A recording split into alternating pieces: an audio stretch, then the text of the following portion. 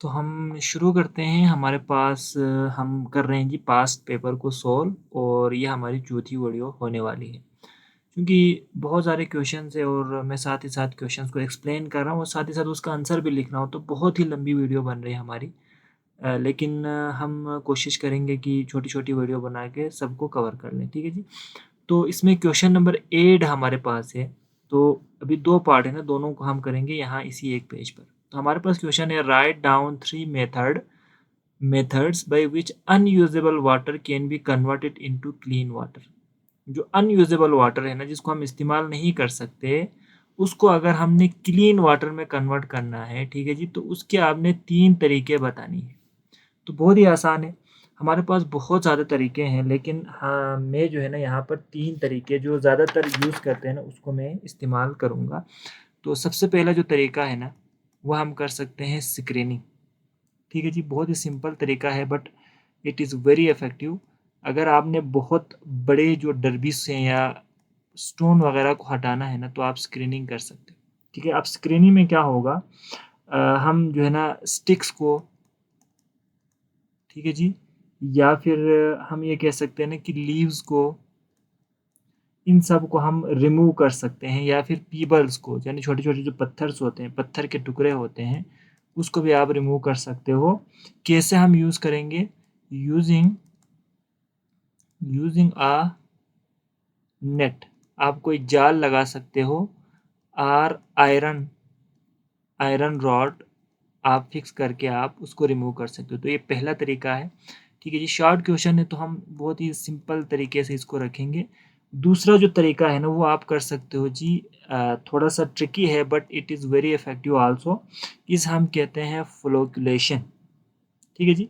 अब फ्लोकुलेशन क्या होता है, अगर आपके पास वाटर है, ठीक है जी, जिसको आपने ट्रीट करना है, सो आप फ्लोकुलेशन में क्या करोगे, जो वाटर होती है बेसिकली, उसको हम उसी वाटर के अंदर हम अलम यूज़ करेंगे। ठीक है जी, हम अलम यूज़ करेंगे। अलम स्टोन जिसको कहते हैं, यानी कि अलम किस चीज़ से बने होते हैं, फेरिक सल्फेट, या फिर हम कह सकते हैं जी अमोनियम सल्फेट। ठीक है जी, NH4SO4, ये अमोनियम सल्फेट। इन दोनों को, या इन दोनों में से कोई एक आप यूज़ कर सकते हो। ठीक है जी, उसको हम अलम बनाएंगे, अलम स्टोन कहा जाता है। ठीक है, पत्थर पत्थर की शक्ल में इस तरह से आप उसको वाटर के टैंक में डाल दोगे। अब इसका फ़ायदा क्या है, जितने भी छोटे डरबिस होते हैं, ठीक है जी, हम कह सकते हैं स्मॉल पार्टिकल्स, जितने भी छोटे छोटे पार्टिकल्स होते हैं, स्मॉल पार्टिकल, ज़र्रे जिसे कहते हैं, जिसको आपने ऊपर स्क्रीनिंग से वो पास हो जाता है, वहाँ पर, वहाँ से निकल जाता है ना, तो नीचे जो बैठ जाते हैं छोटे छोटे ज़र्रे, वो क्या करता है, वो इनके ऊपर जाके लग जाता है आयरन सल्फेट के, या फिर अमोनियम सल्फेट जिसका मतलब अलम के साथ, उसके साथ चिपक जाता है। एंड फिर जब आप उस अलम को बाहर निकालोगे ना, तो साथ ही साथ वो छोटे जो पार्टिकल्स हैं ना, वो भी, या जिसको हम कहते हैं इम्प्योरिटीज़ कहते हैं, ठीक है जी, इम्प्योरिटीज़, वो क्या होता है, उसको भी आप रिमूव कर सकते हो। तो this is our second method. And third जो मेथड है, ठीक है जी, आप कोई भी कर सकते हो। ठीक है जी, मैं अपनी तरफ से बोल रहा हूँ, बहुत सारे मेथड्स हैं, उसमें से आप कोई भी कर सकते हो। जो थर्ड में सर हम जो थर्ड मेथड जो हम यूज़ करेंगे, वो हम डिसइंफेक्शन यूज़ कर सकते हैं। ठीक है जी, इसमें आप सेडिमेंटेशन भी कर सकते हो, फिल्ट्रेशन भी कर सकते हो, बट मैं प्रेफर करूँगा डिसइंफेक्शन को। ठीक है जी, डिसइंफेक्शन, क्योंकि ये बहुत ही ज़्यादा ज़रूरी होती है। जो डिसइंफेक्शन होता है ना, इसमें हम जो जरासीम होते हैं, माइक्रो ऑर्गेनिजम्स होते हैं, उनको हम रिमूव करते हैं। ठीक है जी, कैसे करेंगे, तो हमारे पास जैसे क्लोरिनेशन हो गया, क्लोरिनेशन एक टेक्निक है, ये सारे टेक्निक है जो डिसइंफेक्शन के टेक्निक है। ठीक है जी, या फिर हमारे पास ओजोनेशन है, ओजोनेशन, ओजोन की जो रेज है ना, आप उसको वाटर के अंदर गिराओगे या क्लोरीन उसके अंदर ऐड कर दोगे, तो ये क्या करेगा, दे किल्स, ठीक है जी, हम इस तरह से लिख सकते हैं, दे किल्स पैथोजेंस। ठीक है जी, पैथोजेंस यानी माइक्रो ऑर्गेनिजम्स, छोटे छोटे माइक्रो ऑर्गेनिजम्स को ये मार देते हैं। ठीक है जी, किलो, और क्या करता है, एंड प्यूरिफाई वाटर। तो ये आपके पास हो गए 3 मेथड्स। ठीक है जी, एक स्क्रीनिंग, फ्लोकुलेशन एंड डिसइंफेक्शन। आप इसमें फिल्ट्रेशन भी यूज़ कर सकते हो, जिसमें आप चारकोल या फिर ग्रेवल्स यूज़ करोगे, बड़े बड़े पत्थर, तो उससे जब गुजरेंगे तो फिल्टर हो जाएगा वाटर। या फिर आप सेडिमेंटेशन यूज़ कर सकते हो, तो मैं यहाँ लिख के रखता हूँ, असल में आप सेडिमेंटेशन भी यूज़ कर सकते हो। ठीक है जी, आपकी मर्ज़ी है। कोई भी 3 पूछा है ना, सेडिमेंटेशन भी, यानी पानी को किसी जगह पर आप तकरीबन 12 से 13 घंटे ऐसे ही खड़ा रखोगे तो जितने भी छोटे पार्टिकल्स होते हैं ना, स्मॉल पार्टिकल्स, वो नीचे बैठ जाएगा और ऊपर से आप पानी निकाल के आप उसको पी भी सकते हो। ठीक है, तो सेडिमेंटेशन, डिसइंफेक्शन, या फिर आप, मैं यहाँ लिख के रखता हूँ, एक और हमारे पास है, वो है फिल्ट्रेशन। आप फिल्ट्रेशन भी यूज़ कर सकते हो, जिसमें आप बड़े पत्थर या फिर फ़िल्टर यूज़ कर सकते हो, जैसे चारकोल वगैरह, उससे भी आप इसको कर सकते हो। ठीक है जी, मैं नेक्स्ट सवाल की तरफ जाता हूँ। Write down any 3 harmful effect of acid rain. बहुत ही सिंपल है, एसिड रेन के 3 हार्मफुल इफेक्ट्स क्या है, तो मैं यहाँ से लिख सकता हूँ, इट डिस्ट्रॉयज मार्बल्स। ठीक है जी, मार्बल्स को ये डिस्ट्रॉय कर देता है। एंड बिल्डिंग्स या फिर आप लिख सकते हो स्टेचूज, तो उसको ये ख़राब कर देता है। दूसरा जो इसका इफेक्ट होता है ना, हम इंसान के ऊपर लिख सकते हैं, इट काजिस स्किन डिजीज़। ठीक है जी, स्किन डिजीज़, अगर ये किसी के स्किन पे पड़ जाए ना तो स्किन डिजीज़ हो सकते हैं, स्किन कैंसर भी हो सकता है। थर्ड हम लिख सकते हैं, it kills it kills aquatic life. ठीक है जी, सच एज फिशेस। ठीक है जी, फिशेस, जो पानी के अंदर जो ज़िंदगी होती है ना, उसको ये जो हमारे पास एसिड रेन है वो इसको ख़त्म कर देता है। तो 3 हार्मफुल इफेक्ट पूछे थे, तीनों हमने यहाँ पर लिख दिए। ठीक है जी, नेक्स्ट क्वेश्चन की तरफ जाते हैं। हमारे पास है, write down the 3 method for the preparation of ethyl chloride from alcohol. तो अल्कोहल, इथाइल क्लोराइड को आपने बनाना है अल्कोहल से, तो इथाइल क्लोराइड बनानी है। ठीक है, जैसे इथाइल क्लोराइड का फार्मूला क्या है, CH2Cl है ना। ठीक है, तो आप किसी भी अल्कोहल से इसको नहीं बना सकते ना। ठीक है जी, अगर इथाइल क्लोराइड आपने बनाना है तो आप इथेनॉल यूज़ कर सकते हो, CH3CH2OH। ठीक है जी, इथेनॉल से हमने इथाइल क्लोराइड बनानी है और इसके 3 मेथड्स हमसे पूछा हुआ है। ठीक है जी, तो हम तीनों मेथड को लिखते हैं और जाहिर सी बात है रिएक्शन के थ्रू ही हम इसको एक्सप्लेन कर सकते हैं। तो सबसे पहले हम इथेनॉल लिख लेते हैं, CH3CH2OH। अच्छा जी, इथेनॉल के ऊपर जब आप HCl ऐड कर दोगे, ठीक है जी, और यहाँ पर जिंक क्लोराइड डाल दो, ठीक है जी, ZnCl2, तो यहाँ पर सब्स्टिट्यूशन रिएक्शन होगा। ठीक है, सब्स्टिट्यूशन हमें पता है, OH की जगह पर Cl आ जाएगा। इसको मैंने पहले एक और क्वेश्चन में भी एक्सप्लेन किया था, तो वही चीज़ सेम है, CH3CH2Cl प्लस हमारे पास वाटर बन जाएगा। तो ये पहला रिएक्शन है। ठीक है, 3 तरीके हमसे पूछे हैं ना, तो हम 3 को इंशाल्लाह यहाँ पर डिस्कस करेंगे। जो दूसरा तरीका है उसमें आप क्या करोगे, दोबारा से इथेनॉल से ही करेंगे। ठीक है जी, इथेनॉल को ही हम यूज़ करेंगे और इसके ऊपर आप SOCl2 ऐड कर दो। ठीक है, थाइनल क्लोराइड इसको कहा जाता है, in the presence of pyridine की मौजूदगी में। तो यहाँ पर दोबारा से सब्स्टिट्यूशन रिएक्शन होगा, जो ऊपर हुआ था ना सेम चीज़ होगा।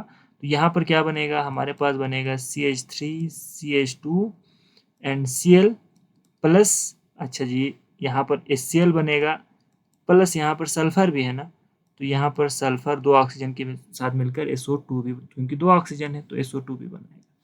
And the third method is, total आपकी बुक में 5 मेथड का डिस्कस किया हुआ है, हम 3 तक ही रखेंगे। CH3CH2OH इथेनॉल है। ठीक है जी, आप इसमें PBr3 भी ऐड कर सकते हो। ठीक है, PCl3 भी ऐड कर सकते हो, कुछ भी आप कर सकते हो, तो मैं PBr3 को फॉलो करूँगा।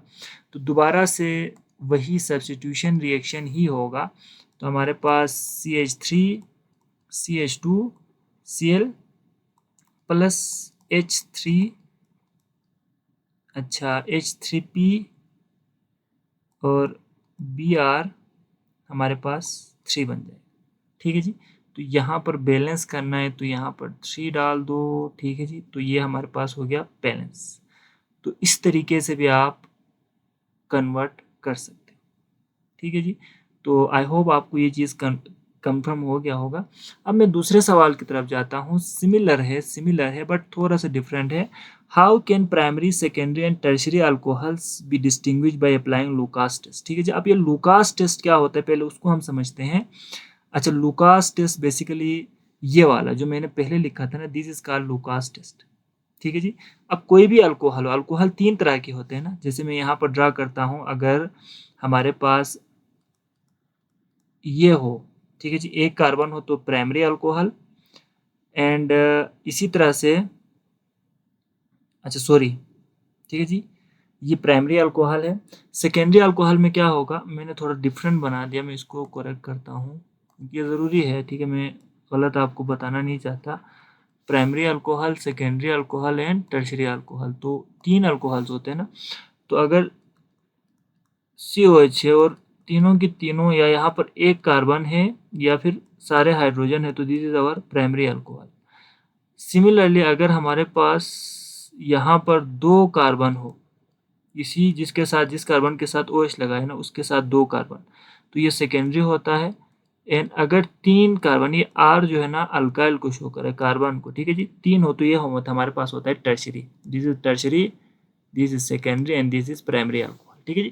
तो ये वो कंसेप्ट है जो हमें पहले पता है, प्राइमरी सेकेंडरी टर्शरी अल्कोहल में जो डिफरेंस होता है ना, वो होता है ड्यू टू कार्बन। ठीक है जी। अब मैं ज़रा इस सवाल को एक्सप्लेन करता हूँ कि अगर आपने प्राइमरी सेकेंडरी और टर्शरी अल्कोहल को डिस्टिंग्विश करना है तो कौन सा तरीका इस्तेमाल करोगे, तो that is called Lucas test. अब लुकास टेस्ट में ना हमें सबसे पहले लुकास रिएजेंट रिक्वायर्ड होता है। ठीक है जी। अगर आप HCl को ZnCl2 के साथ मिक्स कर दोगे ना, तो this is known as Lucas, this is known as Lucas reagent. ठीक है जी। तो अगर मैं लुकास रिएजेंट को सबसे पहले मैं टर्शरी कार्बन के ऊपर अप्लाई करता हूँ। ठीक है जी। टर्शरी अल्कोहल, 3 अल्कोहल है ना, तो टर्शरी अगर वो अल्कोहल है, तो मैंने कहा था 3 कार्बन जुड़े होते हैं। अगर इसके ऊपर मैं लुकास रिएजेंट को ऐड कर दूं, तो इस तरह से हम इसको रिएक्शन को शो करते हैं। लुकास रिएजेंट ये हो गया, दोनों को मैंने, तो ये क्या बनाएगा, जैसे यहाँ बनाया था, सब्स्टिट्यूशन रिएक्शन होते हैं। ठीक है जी। सब्स्टिट्यूशन रिएक्शन होगा तो हमारे पास टर्शरी वाला ही बनता है, बट टर्शरी अल्कोहल से वो टर्शरी अल्काइल हेलाइड में कन्वर्ट हो जाता है। ठीक है। OH की जगह पर Cl आ जाता है, प्लस यहाँ पर वाटर बनता है। अब यहाँ पर जो बनी है ना ये वाला, ये होती है बेसिकली ऑयली फॉर्म, ये होती है ऑयली लेयर। ठीक है जी। और ये वाटर है, तो नीचे वाटर, ऊपर ऑयल की एक लेयर बनती है। ठीक है जी। तो लुकास टेस्ट में बेसिकली ऑयली लेयर बनते हैं, और प्राइमरी, सेकेंडरी और टर्शरी तीनों ऑयली लेयर बनाता है। बट डिफरेंस किस चीज़ का होता है, टाइमिंग का फर्क होता है। अगर हमारे पास, ठीक है जी, मैं यहाँ पर ज़रा आपको दिखा ही देता हूँ। अगर हमारे पास, ठीक है जी, अगर हमारे पास ये टर्शरी अल्कोहल होगा तो ये इमीडिएटली, ठीक है जी, इमीडिएटली ऑयली लेयर बनाएगा। ठीक है। अगर हमारे पास ये सेकेंडरी अल्कोहल होगा तो रिएक्शन सेम होगा। ठीक है जी, रिएक्शन में कोई फर्क नहीं है, बट डिफरेंस किस चीज़ का है, ऑयली लेयर का है। तो सेकेंडरी में 2 R होते हैं ना, ठीक है जी, एक साइड पे H दिखा दो, this is our secondary alcohol. And tertiary में, सॉरी, प्राइमरी में क्या होता है, हमारे पास सिर्फ और सिर्फ एक R हो सकता है, और कभी कभार एक R भी नहीं होता, एक कार्बन भी नहीं होता। तो दिस इज आवर, ये हमारे पास टर्शरी है, ये हमारे पास सेकेंडरी है, ये हमारे पास प्राइमरी अल्कोहल है, 3 है ना। तो टर्शरी ने इमीडिएटली ऑयली लेयर बनाया। अब जब सेकेंडरी लुकास के साथ रिएक्ट करता है और जब हम प्राइमरी की रिएक्शन करवाएंगे तो ये ऑयली लेयर ये दोनों भी बनाएगा। ठीक है जी, ऑयली लेयर ये भी बनाएगा, बट फर्क किस चीज़ का, मैंने शुरू में कहा था, टाइमिंग का होता है। ठीक है जी। तो यहाँ पर देखो, मैं अगर इसको बनाऊँ तो 2 R है और एक कार्बन है, सॉरी, एक हाइड्रोजन है, एंड ये Cl आ गया ना, दोबारा से वाटर बन गया। यहाँ पर क्या होगा, एक है, ये 2 हम हाइड्रोजन जोड़ देते हैं, और OH की जगह पर Cl आ गया, दोबारा से वाटर बन गया। देखो, there is no difference in this reaction. और ये भी ऑयली लेयर है, ये भी हमारे पास क्या है, ये भी ऑयली लेयर है, एंड ये भी हमारे पास ऑयली लेयर है। फर्क किस चीज़ का है, तो हम ज़रा दिखाते हैं जी, टाइमिंग का है भाई। अच्छा, टर्शरी ने इमीडिएटली बनाई है 5 to 10 मिनट्स में ऑयली लेयर बनाता है सेकेंडरी। एंड प्राइमरी जो अल्कोहल होती है ना, ये ऑयली लेयर नहीं बनाता जब तक हम इसको हीट नहीं करेंगे, ठीक है जी।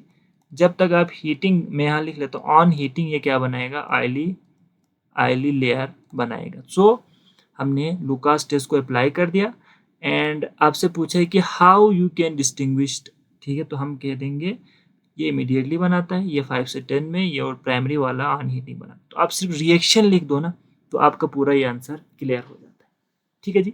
अब हम ज़रा बढ़ते हैं जी नेक्स्ट क्वेश्चन की तरफ, जो कि हमारे पास और भी आसान होने वाला है, ठीक है जी। बस एक एक चीज़ जो है ना समझने पे आपने फोकस करनी है। ब्रीफली एक्सप्लेन, क्वेश्चन नंबर 10 है, briefly explain the factors which affect the relative stability of primary, secondary and tertiary carbocation. अब एक और कॉन्सेप्ट आ गया कार्बोकेटाइन का। तो कार्बोकेटाइन क्या होता है, carbocation is a species in which carbon atom has positive charge. अगर आप देखेंगे ना, कार्बन के ऊपर हमेशा नेगेटिव होता है, बट कार्बोकेटाइन में कार्बन के पास, ठीक है जी, क्योंकि 3 बॉन्ड बनाता है ना, कार्बन टोटल मैक्सिमम 4 बना सकता है, बट यहाँ 3 बनाएगा कार्बोकेटाइन की केस में। सो एक बॉन्ड कम बनाएगा तो उसके ऊपर पॉजिटिव चार्ज आ जाता है, डेट इज कॉल्ड कार्बोकेटाइन। तो 3 तरह के कार्बोकेटाइंस होते हैं, प्राइमरी जिसमें कार्बन के साथ सब के सब हाइड्रोजन होंगे, सेकेंडरी जिसमें हमारे पास 2 कार्बन होंगे, ठीक है जी। टर्शरी क्या होगा, जिसमें हमारे पास 3 कार्बन होंगे, प्राइमरी में 1 कार्बन भी हो सकता है, ठीक है जी। तो ये तीनों में डिफरेंस होता है। अब यहाँ इस सवाल को हम ज़रा समझते हैं। यहाँ हमसे क्या पूछा है, यहाँ हमसे पूछा है कि कौन कौन सा फैक्टर है जो रिलेटिव स्टेबिलिटी ऑफ कार्बोकेटाइन पर इफेक्ट करता है। तो मैं अगर यहाँ बनाऊँ सबसे पहले, तो ये मेरे पास है, मैं तीनों कार्बोकेटाइन को बना लेता हूँ, ठीक है जी, प्राइमरी, सेकेंडरी एंड टर्शरी। देखो पॉजिटिव चार्ज है, इस पर भी पॉजिटिव है एंड इस पर भी पॉजिटिव है। प्राइमरी को मैं बनाऊँ तो यहाँ पर इस तरह से बनेगा, सेकेंडरी को बनाऊँ तो 2 R आएगा, ठीक है जी, और टर्शरी में हमारे पास 3 कार्बन मजीद जुड़े होंगे जिस कार्बन के ऊपर पॉजिटिव चार्ज होगा। अब इनकी रिलेटिव स्टेबिलिटी की बात हो रही कि सबसे ज़्यादा स्टेबल कौन सा होता है। तो मैं एक चीज़ आपको बता देता हूँ, जो सबसे ज़्यादा स्टेबल होते हैं ना, वो होता है हमारे पास टर्शरी, उससे कम स्टेबल होता है सेकेंडरी, और सबसे लेस स्टेबल प्राइमरी होता है। और स्टेबिलिटी के ताल्लुक किस चीज़ से, यही आपसे पूछे कि कौन सा फैक्टर है जो इनकी स्टेबिलिटी पर इफेक्ट करता है। तो हम ये लिख सकते हैं कि जो पहला फैक्टर होती है ना, वो होती है positive positive positive inductive effect, ठीक है जी, इंडक्टिव इफेक्ट पे डिपेंड करता है। एंड दूसरा जो फैक्टर होती है ना, वो होती है डोनेटिंग इलेक्ट्रॉन डोनेटिंग ग्रुप, ठीक है जी। 2 चीज़ों पर डिपेंड करता है इसकी स्टेबिलिटी। अब मैं टर्शरी की बात करता हूँ। देखो यहाँ पर 3 R ग्रुप है ना, 3 कार्बन है, इसको अल्काइल ग्रुप भी कहा जाता है। तो पॉजिटिव इंडक्टिव इफेक्ट और दोनों सिमिलर है। आप बस इसको समझो कि ये आर ग्रुप क्या होता है, कार्बन के ऊपर पॉजिटिव चार्ज है ना, तो ये पॉजिटिव चार्ज क्या करता है, नेबरिंग कोई भी एटम हो साथ में, ठीक है जी, जैसे ये है या कहीं पर भी कोई नेगेटिव एटम हो, तो ये उसको अपनी तरफ बुलाता है नेगेटिव चार्ज को, क्योंकि पॉजिटिव नेगेटिव को अपनी तरफ अट्रैक्ट करता है ना। तो that is called inductive effect. तो जितना पॉजिटिव चार्ज ज़्यादा होगा उतना ही ज़्यादा वो स्टेबल होगा, होगा नहीं होगा, ठीक है जी, उतना ही ज़्यादा कार्बोकेटाइन स्टेबल होगा। अब यहाँ पर जो आर ग्रुप है ना, ये इलेक्ट्रॉन डोनेटिंग ग्रुप इसको कहा जाता है, इसको कहते हैं हम अल्काइल ग्रुप, ठीक है जी, अल्काइल ग्रुप। यानी ये जिस ग्रुप के साथ भी अटैच्ड होगा ना, जिस भी कंपाउंड के साथ, जिस भी स्पीशीज के साथ, ये हमेशा अपना इलेक्ट्रॉन उसको डोनेट करता है, ठीक है जी, that's why it is called electron donating group.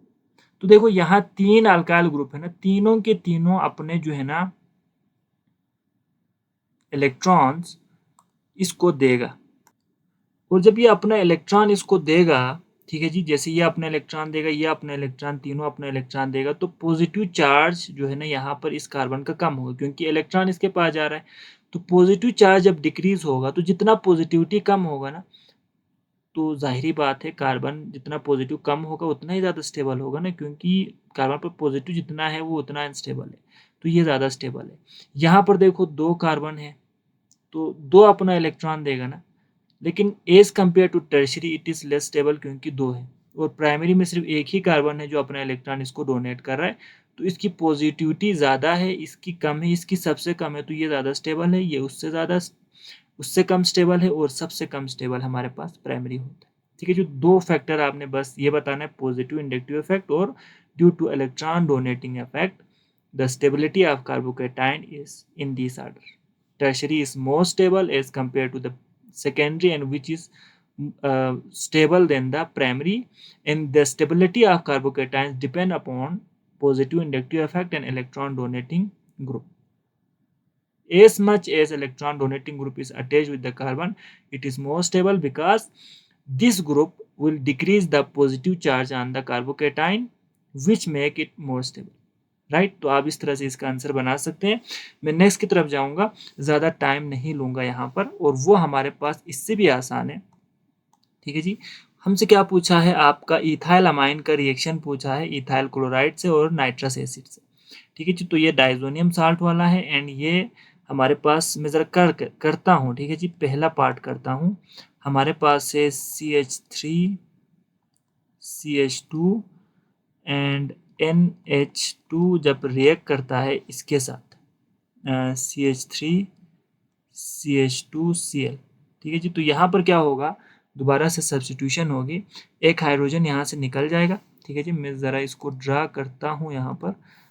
एक हाइड्रोजन यहाँ से निकल जाएगा, उसकी जगह पर ये पूरा ग्रुप आके लग जाएगा. ठीक है, तो यहाँ पर क्या बनेगा, CH3 CH2 CH3 CH2, फिर N, यहाँ पर सिर्फ एक H रखो, दूसरा H निकल जाएगा, और यहाँ पर क्या बनेगा, ये वाला ग्रुप आके लग जाएगा, CH2 एंड CH3. ठीक है जी, प्लस यहाँ से एक H, यहाँ से Cl बन गया HCl. अब ये जो हमारे पास था, ठीक है जी, ये हमारे पास था प्राइमरी अमाइन. ठीक है जी, अब हमारे पास कौन सा बन गया, सेकेंडरी अमाइन. रिएक्शन यहाँ नहीं रुकेगा, जब तक हाइड्रोजन खत्म नहीं होगा ना, ये चलता रहेगा. अब अगले स्टेप में दोबारा इसके साथ रिएक्ट करेगा, तो मैं इसको कैसे बना सकता हूँ, मैं ऐसे लिख सकता हूँ ना, CH3 CH2, दो ग्रुप है ना इसके, और यहाँ पर मैं NH लिख सकता हूँ. ठीक है जी, ये दो सेम ग्रुप है, तो मैंने ब्रैकेट में लिख दिया NH, ताकि कम जगह घेरे. और दोबारा से इसके साथ रिएक्ट करेगा, तो दोबारा से यहाँ से हाइड्रोजन निकलेगा, उसकी जगह पर ये आ जाएगा. तो मैं इस तरह से लिख सकता हूँ, CH3 CH2 का दो तो पहले से था, ये भी आ गया, तो कितना हो गया, 3 हो गया, और N हो गया, यहाँ से हाइड्रोजन निकलेगा तो क्या बन जाएगा, HCl बन जाएगा. रिएक्शन यहाँ नहीं रुकेगा, अब ये मज़ीद फर्दरली इसके साथ रिएक्ट करेगा, क्योंकि नाइट्रोजन के पास अब भी एक लोन पेयर बाकी है. ठीक है जी, तो ये आप बुक में करेंगे, एक बार देखेंगे ना, तो आपको मज़ीद समझ में आ जाएगा. तो CH3 CH2 का होल थ्राइस N के पास लोन पेयर, मैं इसको दिखा रहा हूँ, ये फर्दरली इथाइल क्लोराइड के साथ रिएक्ट करेगा, और यहाँ पर क्या होगा, ये ग्रुप इसके साथ दोबारा लोन पेयर के साथ कोऑर्डिनेट कोवेलेंट बॉन्ड बनाएगा. तो मैं इसको इस तरह से लिख सकता हूँ, CH3 CH2, 3 तो पहले से था, ये भी आ गया, तो कितना हो गया, 4, और यहाँ N आ गया. ठीक है जी, और N पर नेगेटिव आ जाएगा, और क्लोरीन भी इसके साथ, सॉरी पॉजिटिव, और क्लोरीन इसके साथ जड़ जाएगा, इसके क्लोरीन के ऊपर आ जाएगा नेगेटिव चार्ज. ठीक है जी, क्लोरीन भी इसके साथ लग जाएगा. तो यहाँ पर अगर आप देखें ना, तो एक साल्ट हमें बनता हुआ नजर आता है, और इसको कहा जाता है क्वाटरनरी साल्ट. ठीक है जी, तो साल्ट जब बनती है तब ये रिएक्शन यहाँ जाके स्टॉप हो जाए. तो फर्स्ट का तो रिएक्शन आपने यहाँ से यहाँ तक पूरा दिखाना है. और सेकंड में देखो, अगर हम बी पार्ट को देखें इसका, तो हमसे क्या पूछा है, HNO2 और HCl के साथ दोबारा से यही रिएक्ट करेगा. ठीक है जी, तो ये बहुत ही सिंपल है. इसको कहते हैं ना डाइजोनियम साल्ट. ठीक है जी, डाइजोनियम साल्ट बनता है, दोबारा से साल्ट बनता है. देखो पहले में भी साल्ट बन के रुक गया, इसमें भी साल्ट ही बनेगा. तो दोनों रिएक्शन तकरीबन सेम है, प्लस HNO2, ठीक है जी, प्लस HCl, तो ये तीनों रिएक्ट करेगा तो क्या बनेगा. ठीक है जी, क्या बनेगा, इसको ज़रा देखना है. देखो यहाँ से ये CH3 CH2 तो रहेगा ही. ठीक है जी, CH3 CH2, और हमारे पास ये जो नाइट्रोजन है ना, ये नाइट्रोजन और ये नाइट्रोजन जाके लग जाएगा. ठीक है जी, तो N डबल वन N, ठीक है जी, और साथ में ये Cl भी इसके ऊपर आकर लग जाएगा, और इस पर नेगेटिव चार्ज आएगा. This is known as diazonium salt. इसको कहा जाता है डाइजोनियम साल्ट. ठीक है जी, तो ये डाइजोनियम साल्ट बन गया, प्लस यहाँ से वाटर निकलेगा। और यहाँ एक कंडीशन है बेटा, कंडीशन क्या है, कंडीशन ये है कि जो टेम्परेचर है ना यहाँ पर, वो इसको मैं ज़रा बुक को फॉलो करता हूँ। बुक में कैसे लिखा हुआ है, बुक में HCl को ना एरो के ऊपर लिखा हुआ है, ठीक है। तो हम भी वही उसी चीज़ को फॉलो करेंगे। तो यहाँ पर अगर मैं इस तरह से लिखूँ और यहाँ पर HCl लिखूँ, तो टेम्परेचर जो है ना वो कितना होनी चाहिए, 10 डिग्री सेंटीग्रेड से कम ही होनी चाहिए, ठीक है जी। 10 से कम होगा तो रिएक्शन ये बन के रहेगा। जो ही टेम्परेचर 10 से ज़्यादा करेंगे ना आप, 10 डिग्री सेंटीग्रेड से ज़्यादा कर देंगे, तो ये ऑटोमेटिकली ब्रेक हो जाएगा, ठीक है जी। और क्या बनेगा हमारे पास, अल्कोहल बनेगा, ठीक है जी। ये आपने ज़रूर जहन में रखना है। तो उसको भी अगर आप लिखना चाहो तो लिख सकते हो, जैसे कि हमारे पास CH3 CH2 फिर N double bond NCl, triple bond है या शायद ट्रिपल बॉन्ड है, आई डोंट, मुझे याद नहीं आ रहा, मैं चेक कर, ठीक है बेटा। तो यहाँ पर एक चीज़ जो है ना दोबारा से करेक्ट कर लो, यहाँ पर ट्रिपल बॉन्ड बनेगा, ठीक है जी, ट्रिपल बॉन्ड। तो ये जहन में रखना है। तो डाइजोनियम साल्ट है ना, और जब आप इसका temperature more than 10 degree centigrade करोगे, ठीक है जी, तो 10 डिग्री सेंटीग्रेड से ज़्यादा कर दिया तो ये ऑटोमेटिकली ब्रेक हो जाता है, नाइट्रोजन गैस निकल जाता है, और यहाँ पर CH3 CH2 और वाटर का जो है ना OH, यहाँ पर साथ में OH भी बनना था, ठीक है जी, वो मैंने लिखा नहीं। तो मैं इसको यहाँ ज़रा लिखता हूँ प्लस OH, ठीक है जी। तो वो OH ओके, OH आके इसके साथ लग जाता है, प्लस यहाँ से N2 गैस निकलता है, प्लस यहाँ से, ठीक है जी, क्लोरीन भी निकलेगा ना, तो वो HCl की फॉर्म में निकल जाता है, ठीक है जी। Cl की फॉर्म में भी दिखाते हैं कभी कभार, HCl की फॉर्म में। तो ये अल्कोहल में एंड अप करता है। लेकिन अगर आप बुक को फॉलो करो ना, तो आप ये डाइजोनियम साल्ट तक ही इसको रख सकते हैं। तो ये आपका कंप्लीट हो गया क्वेश्चन नंबर 10 भी। क्वेश्चन नंबर 11 की तरफ जाते हैं, जो कि हमारे पास और भी, ठीक है जी, उसको हम ज़रा करते हैं।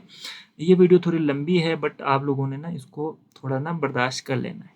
Differentiate between metallic and non metallic behaviour, ठीक है। तो मैं पहले मेटालिक का लिख लेता हूँ, इसमें समझने वाले बातें जो है ना थोड़ी सी कम है, ठीक है। तो बस लिखूंगा, आपको समझ में आ जाएगा, इतना आसानी है। तो ज़रा मेटालिक बिहेवियर को हम लिख लेते हैं। मेटालिक बिहेवियर क्या होती है, तो हम पहला जो इसका डिफ्रेंशिएट में लिख सकते हैं ना, it is present on left side of periodic table, ठीक है जी। तो जो जो एलिमेंट के अंदर मेटालिक बिहेवियर होती है ना, यहाँ एलिमेंट की बात हो रही है ना, वो left side of periodic table में मौजूद होता है, ठीक है जी। दूसरा आप डिफरेंस क्या लिख सकते हैं, इसका नॉन मेटालिक का मैं लिखूंगा अभी, ठीक है जी। दूसरा हम लिखेंगे, यहाँ जो एलिमेंट्स होती है ना मेटालिक, इट टेन टू, ठीक है जी, it tend to lose electron, ये इलेक्ट्रॉन को हमेशा लूज करता है, ये आपने याद रखना है, ठीक है जी। तीसरा डिफरेंस में क्या करूँगा, इट हैज़, यानी जितने भी एलिमेंट्स होती हैं ना, या दे हैव हम लिखते तो अच्छा होता, बट ठीक है, दे हैव लेस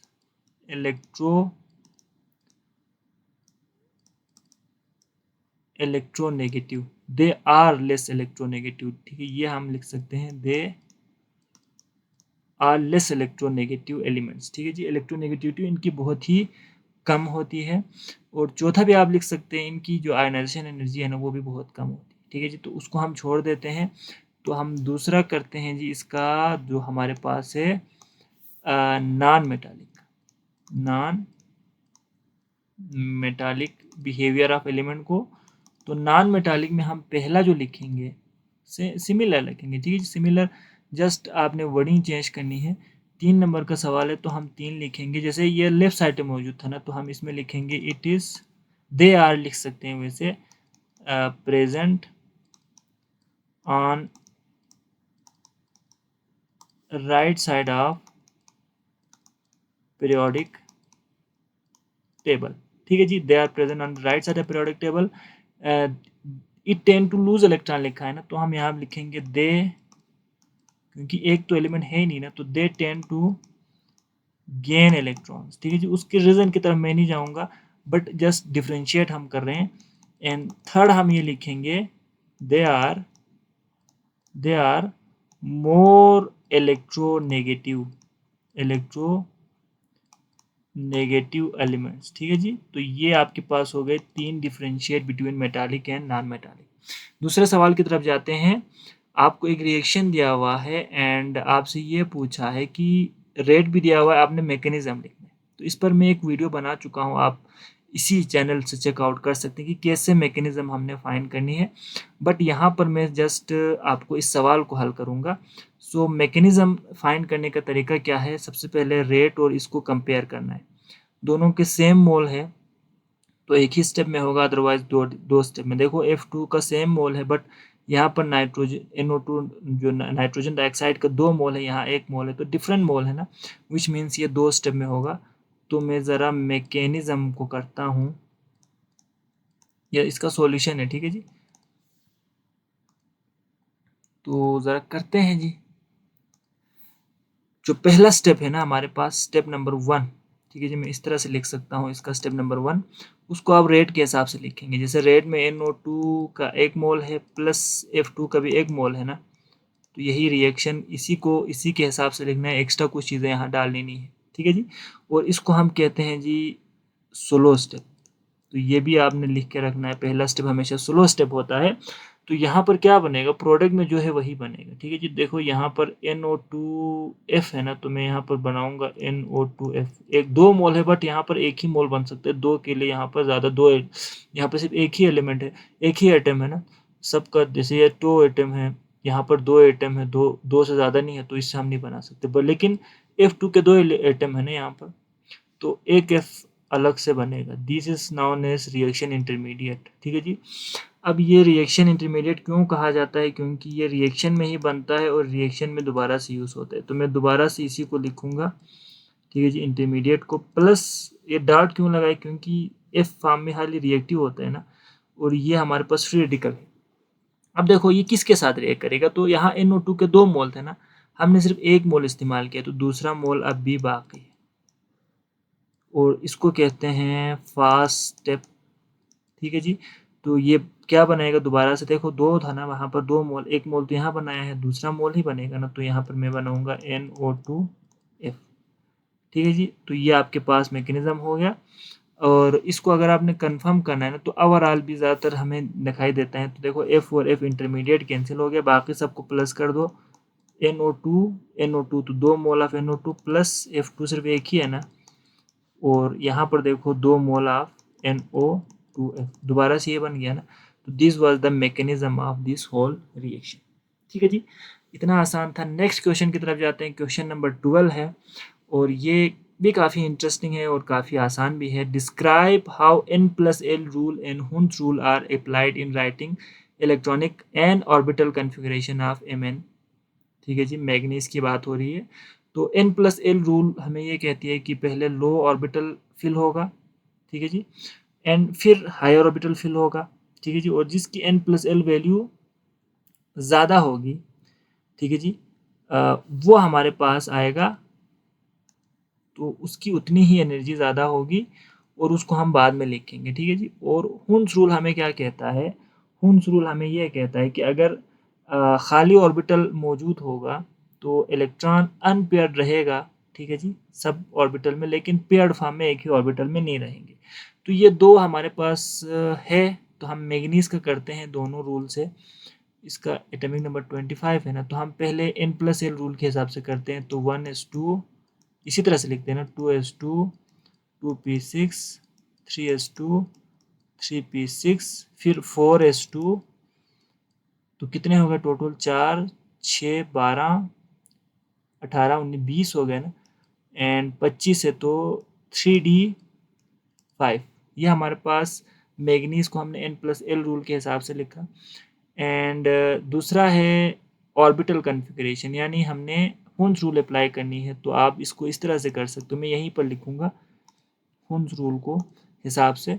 तो 1s2, ठीक है जी, 2s का सिर्फ एक ही ऑर्बिटल होता है ना, p में कितने ऑर्बिटल्स होते हैं बेटा, 3 होते हैं। ठीक है जी, और दोबारा से 3s में 1 ऑर्बिटल, 3p में कितने होते हैं बेटा, 3p में 3 होते हैं, 4s में एक ही ऑर्बिटल, और 3d में कितने होते हैं, d में टोटल 5 ऑर्बिटल्स होते हैं, तो 5 के 5 को आपको लिखना है 1 2 3 4 एंड 5, 1 2 3 4 5, ठीक है जी। तो ये हमारे पास 1s है, ये 2s है, ये 2px पूरा लिखना पड़ेगा, ठीक है जी, 2py 2pz, फिर ये 3s 3px 3py and 3pz, इसके बाद ये 4s, इसके बाद ये 3d xy 3d yz 3d zx 3d x square minus y square and 3d z square. इन ऑर्बिटल्स के नाम है 5 के अलग अलग से मैंने, चलो मैं कॉमा लगा लेता हूँ, ये 5 नाम मैंने 1 2 3 4 5 नाम लिखा, ठीक है जी। अब इलेक्ट्रॉन फिल करो, यहाँ पर 2 इलेक्ट्रॉन, यहाँ पर 2, मैं ठीक है जी थोड़ा डिफरेंट कलर शो करता हूँ ताकि यह नज़र आए, और यहाँ पर 6 इलेक्ट्रॉन है, 1 2 3 4 5 6, यहाँ पर 2 इलेक्ट्रॉन, यहाँ पर भी 1 2 3 4 5 6 है, फिर 4s में 2 है। अब 3d में 5 है ना, तो पहले सिंगल बनेगा 1 2 3 4 एंड 5, ठीक है, बस अनपेयर्ड होगा। तो ये हमारे पास हुन्स रूल यही कहता है। तो हमने दोनों रूल को अप्लाई कर दिया। पहले में n+l रूल, देखो 4s की एनर्जी 3d की एनर्जी ज़्यादा है 4s से, क्योंकि n+l रूल के हिसाब से ना हमारे पास 3d पहले बाद में आता है 4s, क्योंकि इसकी एनर्जी ज़्यादा है और 4s की एनर्जी कम है। तो ये n+l रूल ने बताया ना, और दूसरा ये हमने हुन्स रूल को अप्लाई कर दिया, ठीक है जी। सिमिलरली यहाँ पर हमसे क्या लिखा है, how does catalyst affect the rate of chemical reaction, कैसे करता है। तो इसका एक लाइन का आंसर होगा, ठीक है जी। हम ये लिख सकते हैं कि कैटलिस्ट क्या करता है, catalyst speed up the chemical reaction, ठीक है जी, तेज करता है बाय लोअरिंग, कैसे करता है, bye lowering activation, bye lowering activation energy peak, ठीक है जी। ये इस तरह से काम करता है। और आपसे पूछा explain by drawing the reaction pathway और डायग्राम, तो डायग्राम हमसे पूछा है, तो इस तरह से हम एक डायग्राम बनाएंगे जो कि आपके बुक में भी है, ठीक है जी।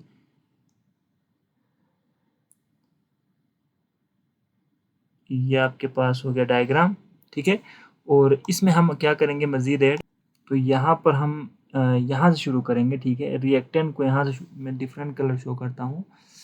तो मेरे पास अगर रिएक्टेंट होगा ना, तो उसकी कोई ना कोई एनर्जी होगी ना, तो थोड़ा सा ये एनर्जी है, ठीक है जी, जितना ऊपर होगा उतना एनर्जी ज़्यादा होगी, ठीक है जी। आप यहाँ पर एनर्जी लिख सकते हैं। तो रिएक्टेंट की कोई ना कोई एनर्जी है ना, ठीक है जी।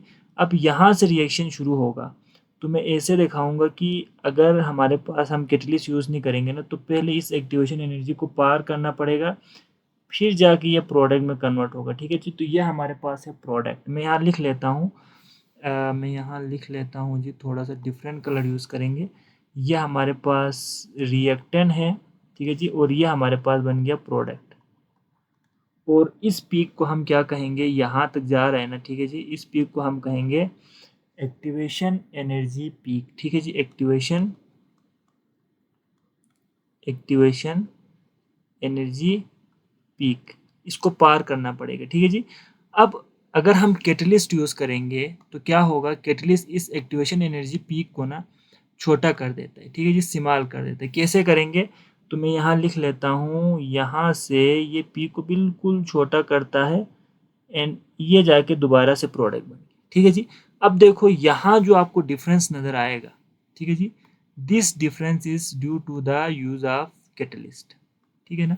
तो देखो अब एक्टिवेशन एनर्जी पीक ये है ना हमारे पास, this is our activation energy peak, और ये हमारे पास था, यहाँ मैं दोबारा से लिख सकता हूँ एनर्जी एक्टिवेशन एनर्जी पीक। अच्छा, ये हमारे पास विदाउट कैटलिस्ट था, कैटलिस्ट जब हमने यूज़ नहीं किया था। तो ये हमारे पास क्या है, विथ कैटलिस्ट, ठीक है। तो देखो रिएक्टेंट कम, ये एनर्जी जितना ऊपर जाएगा एनर्जी है ना, तो कम एनर्जी के साथ प्रोडक्ट में कन्वर्ट हो रहा है इजीली। जब हमने कैटलिस्ट यूज़ नहीं किया था तो ये पूरा हाई एनर्जी जाया था, फिर जाके ये प्रोडक्ट में कन्वर्ट हो रहा था। तो ड्रा हमसे कहा था, तो हमने ड्रा कर दिया। तो अगर ये दोनों लिखेंगे ना, तो आपको ये जो है ना फुल मार्क्स यहाँ से मिल जाएंगे। नेक्स्ट क्वेश्चन की तरफ जाते हैं। अच्छा जी, कैलकुलेट पीएच, ठीक है जी, पीएच मालूम करना है, sorry, calculate the concentration of H plus ion, ठीक है जी, H प्लस आयन की जो है ना कंसंट्रेशन आपने मालूम करनी है। और यहाँ पर कौन सा है, फार्मिक एसिड का मोल दिया हुआ है 1.0, ठीक है जी, और उसका रिएक्शन भी दिया हुआ है। तो इसको ज़रा हम करते हैं। अच्छा, बहुत ही आसान है, ठीक है, ये सवाल बहुत ही आसान है। सबसे पहले हम इसकी जो है ना इक्वेशन को मैं यहाँ ठीक से लिखता हूँ, यहाँ पर ठीक से नज़र नहीं आ रहा। तो हमारे पास इक्वेशन है, ये हमारे पास फार्मिक एसिड है, एंड जब ये वाटर में जाएगा, ठीक है, तो आयनाइज हो जाएगा किस फॉर्म में, H प्लस की फॉर्म में, एंड दूसरा F माइनस की फॉर्म में, ठीक है जी। अच्छा, ठीक है, H माइनस की फॉर्म में, सॉरी सॉरी सॉरी सॉरी, मैं गलत लिख रहा हूँ, ये मैं कुछ और लिख रहा हूँ। अच्छा, यहाँ पर मैं क्या कर रहा हूँ, मैं उल्टा लिख रहा हूँ, क्योंकि यहाँ पर F तो है ही नहीं ना, यहाँ पर तो फार्मिक एसिड है, मैं इसको देखना भूल गया था। तो यहाँ पर HCO माइनस आयन में कन्वर्ट हो रहा है, ठीक है जी। अब पानी में है तो यहाँ पर इक्वस लिखो, यहाँ पर भी इक्वस लिखो, ठीक है जी। अब यहाँ पर आपको एक वैल्यू दिया हुआ है 1.0 मोल, ठीक है, मैं इक्वेशन को बाकायदा हल कर रहा हूँ, ठीक है जी। तो अगर हम इसकी इनिशियल कंसंट्रेशन ले लें, ठीक है जी, इनिशियल कंसंट्रेशन ले लें, तो क्या होगा, इसकी इनिशियल कंसंट्रेशन उन्होंने बताया है 1.01 मोल है, ठीक है जी, जब हमने रिएक्शन को शुरू किया था, ठीक है जी। तो फार्मिक एसिड की कंसंट्रेशन 1.0 है उन्होंने कहा। अब जब हमने रिएक्शन को शुरू किया था तो इसकी कंसंट्रेशन तो था ही नहीं ना, अभी आयनाइज हुआ ही नहीं है पानी में, इसकी कंसंट्रेशन भी ज़ीरो है, ठीक है जी।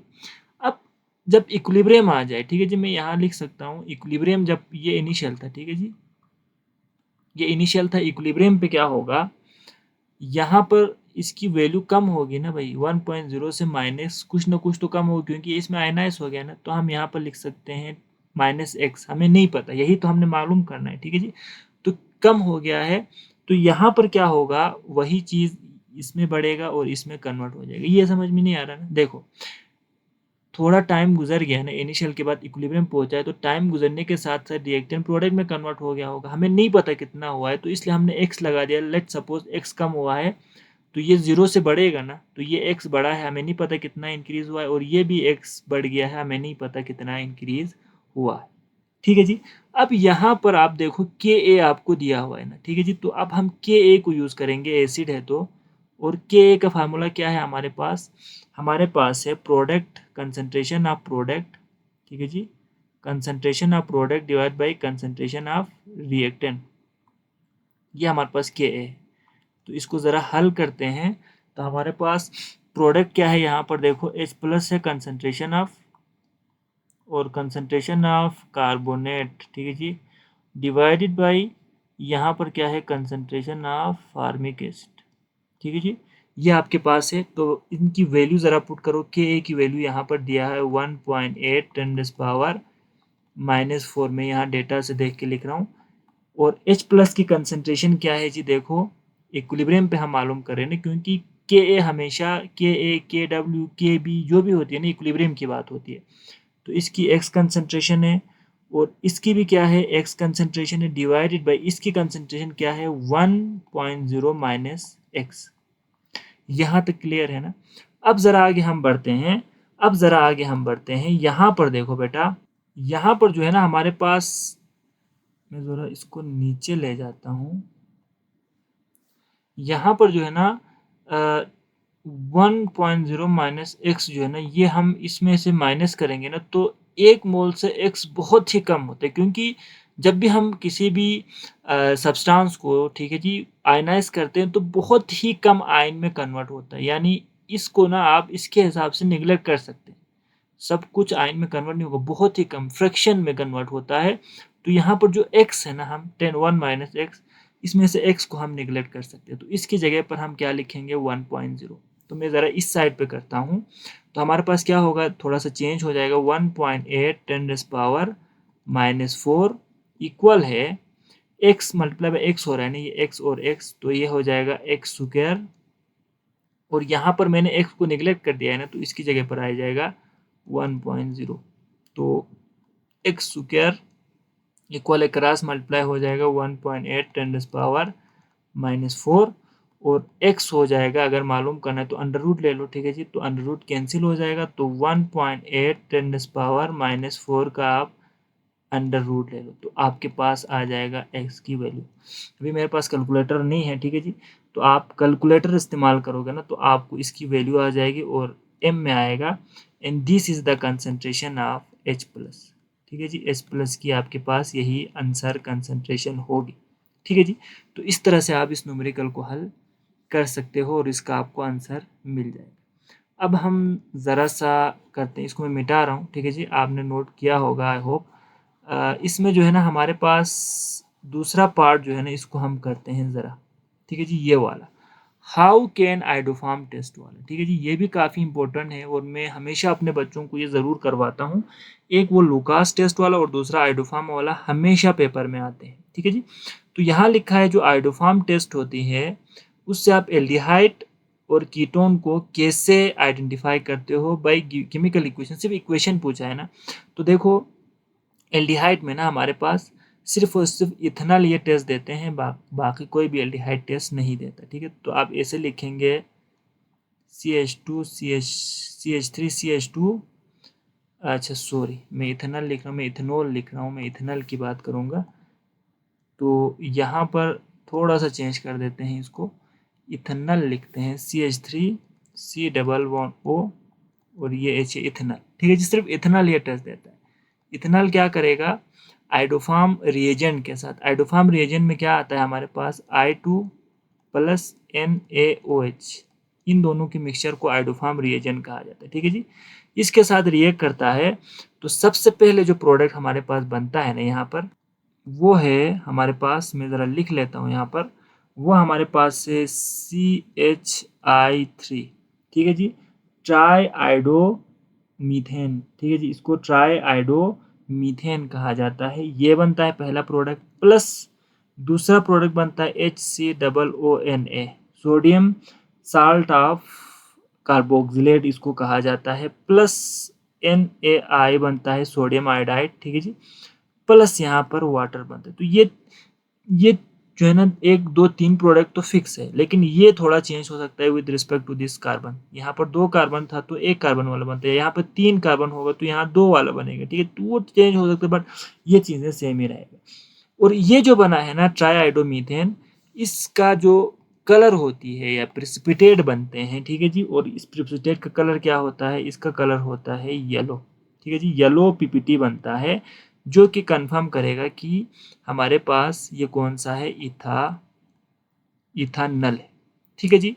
अब बाकी कोई भी एल्डिहाइड हो, ठीक है जी, मैं यहाँ लिख लेता हूँ ज़रा क्योंकि बताने से चीज़ें क्लियर नहीं होती ना। अब इसकी जगह पर अगर यहाँ पर CH3 CH2 फिर C++OH है ना, अब देखो ये प्रोपेनल है ना, ये हमारे पास प्रोपेनल है, मैं यहाँ लिख लेता हूँ प्रोपेनल 3 कार्बन है। ये जब आइडोफार्म रिएजेंट के साथ रिएक्ट करता है तो यहाँ पर आप लिखेंगे जी नो रिएक्शन, कोई भी रिएक्शन नहीं होता, कोई भी प्रेसिपिटेट नहीं बनता, ठीक है जी। तो ये दोनों में फ़र्क है, इथेनॉल बनाता है येलो पीपीटी, ये नहीं बनाता, तो ये आप डिस्टिंग्विश कर सकते हो। अब यहाँ पर एक सवाल अक्सर हमारे पास जहन में आता है कि क्यों सिर्फ इथेनॉल क्यों देता है बाकी क्यों नहीं देता। तो देखो ये जो कार्बोनाइल ग्रुप है ना इसके साथ वाला CH3 होना चाहिए, ठीक है जी, साथ वाला कार्बन CH3 का होगा तभी देगा। यहाँ देखो ये जो हमारे पास कार्बोनाइल ग्रुप है ना इसके साथ वाला CH2 है, दैट्स वाई ये रिएक्शन नहीं देता, मिथाइल होना ज़रूरी है, ठीक है जी, इस वजह से ये देता है। अब यही सेम लॉजिक मैं कीटोन में भी यूज़ करूँगा, और कीटोन में भी कौन से कीटोन देते हैं, तो हम एक सवाल यहाँ लिखते हैं ना, सिर्फ मिथाइल कीटोन देते हैं। जैसे कि अगर मेरे पास CH3 C++O CH3 है ना, तो this is known as methyl ketone, दोनों साइड पे R है ना, एल्डिहाइड में एक साइड पे H होता है। तो ये जब आइडोफार्म के साथ रिएक्ट करता है तो सेम सेम चीज़ें हैं, सेम चीज़ बनेगा, CHI3 प्लस HCOONA बनेगा प्लस NaI बनेगा प्लस H2O बनेगा, ठीक है जी। और ये जो बना है ना ये हमारे पास होती है जी पीपीटी, कौन सी पीपीटी होती है, येलो पीपीटी होता है, ठीक है जी। और ये हमारे पास कौन सा था, प्रोपेनोन था, ठीक है जी। 2 प्रोपेनॉन, क्योंकि 2 पे डबल बॉन्ड है ना, 2 प्रोपेनॉन था। तो यहाँ पर देखो एक साइड पे CH3 है ना, दोनों साइड पे है, दोनों में जरूरी नहीं है एक साइड पे हो तभी ये टेस्ट देता है। अगर मैं एक और यहाँ पर एग्जांपल दे दूँ, ठीक है जी, एक और एग्जांपल दे दूँ, जैसे कि हमारे पास है CH3 CH2 C double bond O और यहाँ पर है CH3। देखो इस कार्बन के साथ CH3 मौजूद है ना, एक साइड पे CH3 है, तो ये भी आइडोफार्म टेस्ट देगा, ठीक है जी। ये भी हमारे पास येलो पीपीटी बनाएगा, येलो पीपीटी बनाएगा, ठीक है। लेकिन अगर मैं यहाँ एक और एग्जांपल दे दूँ, CH3 CH2 C double bond O फिर CH2 फिर CH3, अब देखो ये देगा नहीं देगा, देखो ये भी है कीटोन, बट यहाँ पर एक हमारे पास प्रॉब्लम क्या है, ये जो हमारे पास फंक्शनल ग्रुप है ना, इसके इस साइड पे भी CH3 है, इस साइड पे भी CH2 है, तो CH3 एक होना चाहिए था। तो ये हमारे पास जब आइडोफार्म रिएजेंट के साथ रिएक्ट करता है तो हम लिखेंगे नो रिएक्शन, ये रिएक्शन नहीं देता, ठीक है ना।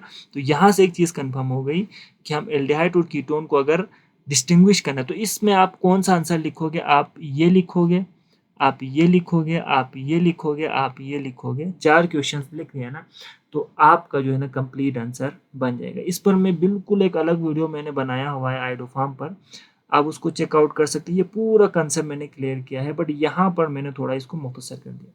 लास्ट क्वेश्चन की तरफ जाते हैं, जो कि हमारे पास इस शॉर्ट क्वेश्चन का, ठीक है जी, 14 क्वेश्चन है, जो क्वेश्चन नंबर 14 है उसको ज़रा करते हैं। हमारे पास सवाल है, draw position isomer and functional group isomer of C3H7OH, ठीक है जी। तो ज़रा करते हैं, पहला इसका नाम हम लिखते हैं C3, 1 2 3, ठीक है जी, 3 कार्बन है और यहाँ पर OH है, बाकी 7 हाइड्रोजन है, 1 2 3 4 5 6 7, ठीक है जी। ये हाइड्रोजन है, ये भी हाइड्रोजन, ये भी हाइड्रोजन, ये भी हाइड्रोजन, ये भी हाइड्रोजन, ये भी हाइड्रोजन। इस तरह से भी आप लिख सकते हैं, इसको हम मुख्तसर करेंगे CH3 CH2 CH2OH, इस तरह से भी आप लिख सकते हैं, ठीक है जी। तो अब इसका हम पहले पोजीशन आइसोमर लिखते हैं, यानी OH को आपने चेंज करना है ना इसकी पोजीशन को। तो इसका पहला पोजीशन आइसोमर जैसे कि यही हम लिखते हैं CH3 CH2 CH2OH, ठीक है जी।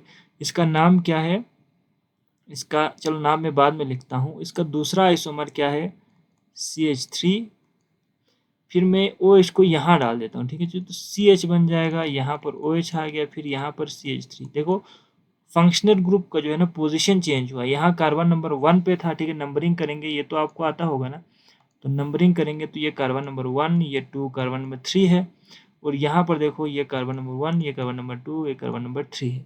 तो इसका नाम क्या है, इसका नाम है 1 प्रोपेनॉल, ठीक है जी। इसका नाम क्या है, 2 प्रोपेनॉल। तो ये आपके पास हो गया पोजीशन आइसोमर। इसी का फंक्शनल ग्रुप आइसोमर हम लिखते हैं, फंक्शनल ग्रुप चेंज करेंगे ना, तो उसको हम कैसे करेंगे, तो पहला अल्कोहल ही बनाओ, ठीक है जी। तो ये CH3 CH2 CH2OH, तो इसका नाम अभी हमने लिखा 1 प्रोपेनॉल है। अब फंक्शनल ग्रुप चेंज करेंगे ना, अल्कोहल को आप ईथर बनाओ, बहुत ही सिंपल है। तो CH3, ठीक है जी, CH3, फिर यहाँ पर CH2, फिर बीच में O डाल दो, फिर CH2, फिर CH3। देखो हाइड्रोजन इधर कितना है, 7 8 है ना, देखो 3 4 5, हाइड्रोजन कितना हो गया भाई, मैंने कार्बन ज़्यादा कर दिया ना, ठीक है जी, ये गलती कर दी थी, मैं भी कंफ्यूज हो रहा था, मैंने एक कार्बन इंक्रीज कर दिया, ठीक है जी। यहाँ पर एक कार्बन डिक्रीज कर दो, क्योंकि 3 कार्बन के अलावा तो है ही नहीं, मैंने 4 बना दिया था। तो यहाँ पर बना दो CH3, ठीक है जी। तो 3 तो 3 6 7 8 हाइड्रोजन है, देखो यहाँ पर भी 3 तो 3 6 3 3 6 7 8 हाइड्रोजन है, एक ऑक्सीजन है और 3 कार्बन है। तो देखो ये अल्कोहल था ना, अब ये अल्कोहल नहीं है, ये हमारे पास क्या है, ईथर है ना। तो इसका नाम हो जाएगा मिथाइल मिथोऑक्सीमीथेन, थोड़ी मैं इसका नाम भूल गया था, इसका नाम है मिथोऑक्सी आएगा ना बीच में, ठीक है। नेमिंग का एक पूरा मैंने वीडियो बनाया हुआ है, आप ज़रूर चेक कर सकते हैं। इसका नाम है मिथोऑक्सी ईथेन, ठीक है जी, यानी मिथोऑक्सी ईथेन इसका नाम है। तो ये हमारे पास बन गया फंक्शनल ग्रुप आइसोमर, ये हमारे पास बन गया पोजीशन आइसोमर्स। ठीक है जी, तो इतना काफ़ी है। लास्ट क्वेश्चन की तरफ जाते हैं। Why is the ionisation of HF decreased when aqueous solution of its salt is added to it. तो जब साल्ट ऐड करते हैं तो इसकी आयनाइजेशन डिक्रीज क्यों होती है? ठीक है जी, तो ये हमारे पास कॉमन आयन इफेक्ट वाला सवाल है। कॉमन आयन इफेक्ट, ठीक है जी, कॉमन आयन इफेक्ट, इस पर भी मैंने वीडियो बनाई हुई है, आप ज़रूर चेकआउट कर सकते हैं। तो यहाँ पर मैं ज़रा HF का लिख लेता हूँ। HF है ना, जब ये वाटर में जाएगा तो H प्लस बन जाएगा और F माइनस बन जाएगा। इसी तरह से इसका साल्ट क्या है, साल्ट जैसे NaF है ना, सोडियम फ्लोराइड है, ये वाटर में जाएगा तो Na प्लस बन जाएगा और F माइनस बन जाएगा। अब जब ये दोनों आयनाइज होगा ना, तो पहले HF था, ठीक है, आयनाइज फॉर्म में था वाटर के अंदर, और ये भी वाटर के अंदर आयनाइज, लेकिन ये वीक है, ठीक है जी, ये वीक है और ये स्ट्रॉन्ग है।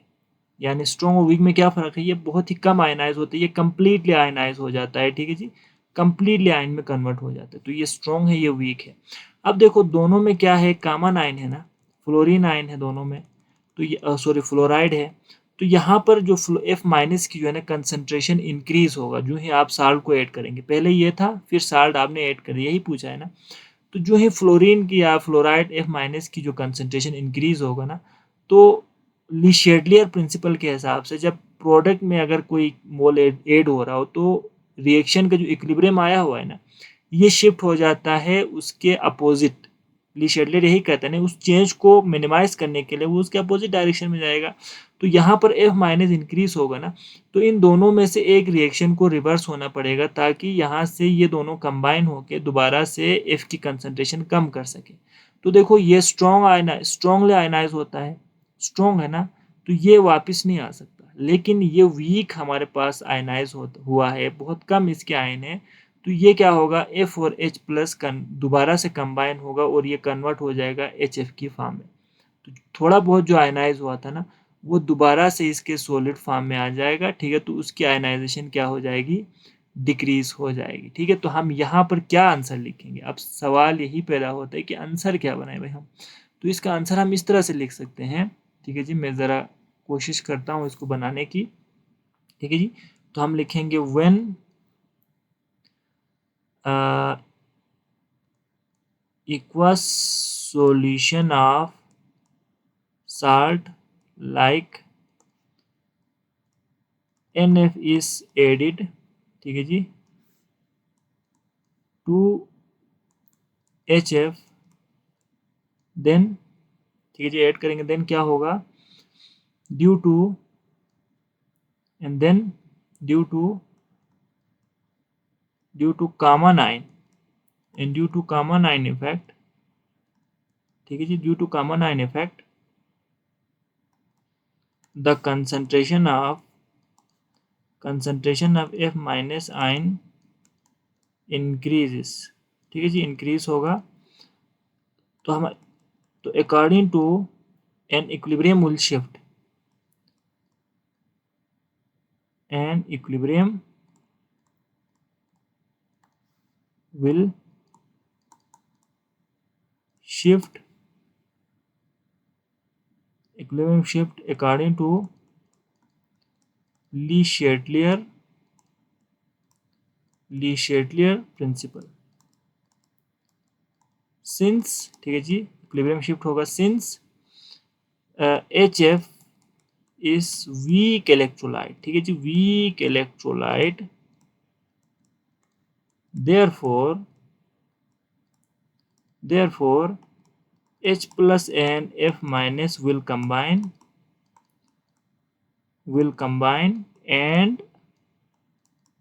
and start forming HF, therefore, ठीक है जी, therefore, ये बहुत ज़्यादा therefore आ गया, बट so भी आप लिख सकते हैं, therefore so आप लिख दो, चलो ये अच्छा रहेगा। so ionization of HF will decrease, ठीक है जी, तो हमने यहाँ पर क्या लिखा है, जब हम NF ऐड करेंगे साल्ट, तो कॉमन आयन इफेक्ट की वजह से फ्लोरीन इंक्रीज होगा, तो इक्विलिब्रियम को तो शिफ्ट होना पड़ेगा ली शेडलर के हिसाब से, तो ये स्ट्रॉन्ग है तो ये तो रिवर्स नहीं हो सकता, तो ये वीक वाला रिवर्स हो जाएगा और हमें HF मिलेगा और इसकी आयनाइजेशन डिक्रीज हो जाएगी। तो ये हमारे पास टोटल 14 क्वेश्चंस थे और मैंने जितना हो सके आसान अल्फाज में एंड साथ ही समझाते हुए इनके आंसर लिखे हैं। सो यहाँ पर हमारे शॉर्ट क्वेश्चंस कंप्लीट हो जाते हैं और इंशाल्लाह मौका मिला तो मैं लॉन्ग पर भी ज़रूर वीडियो बनाऊँगा। So thank you very much, अपना ख्याल रखिएगा। अल्लाह हाफ़िज़।